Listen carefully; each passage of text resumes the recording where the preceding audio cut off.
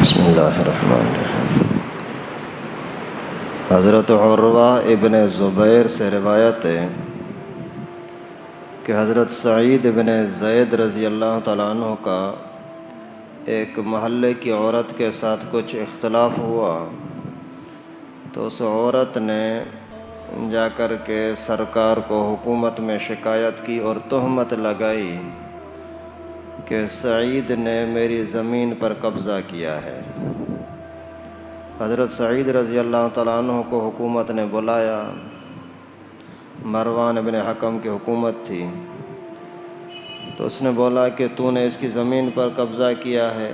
حضرت سعید نے فرمایا کہ رسول اللہ صلی اللہ علیہ وسلم کے اس فرمان کے سننے کے بعد بھی میں کسی زمین پر قبضہ کر سکتا ہوں؟ تو حاکم نے پوچھا کہ کیا پیغمبر کریم کا فرمان؟ حضرت سعید نے فرمایا کہ اللہ کے نبی صلی اللہ علیہ وسلم نے فرمایا اگر کسی نے کسی زمین کا ایک بالشت کے برابر بھی ٹکڑا قبضہ کیا کسی کا تو قیامت کے دن 7 زمینوں کے برابر بوجھ اس کے کندھے میں لٹکایا جائے گا، توق ڈالا جائے گا۔ تو حاکم نے بولا کہ بس میں سمجھ گیا بات۔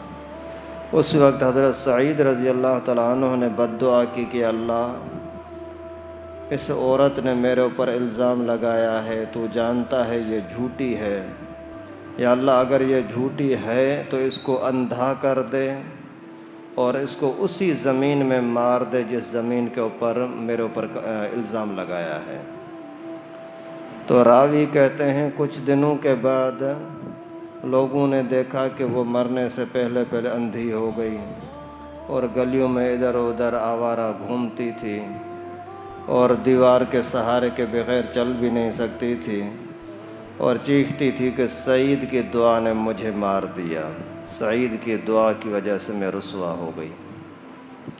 پھر ایک دن جا کر کے اسی زمین میں جس زمین کی تہمت لگائی تھی اس میں چلتے چلتے ایک کنویں میں گر گئی اور وہیں تڑپ تڑپ کر کے مر گئی، وہی اس کی قبر بن گئی، اسے کوئی نکالنے والا ہی اس کو نہیں تھا۔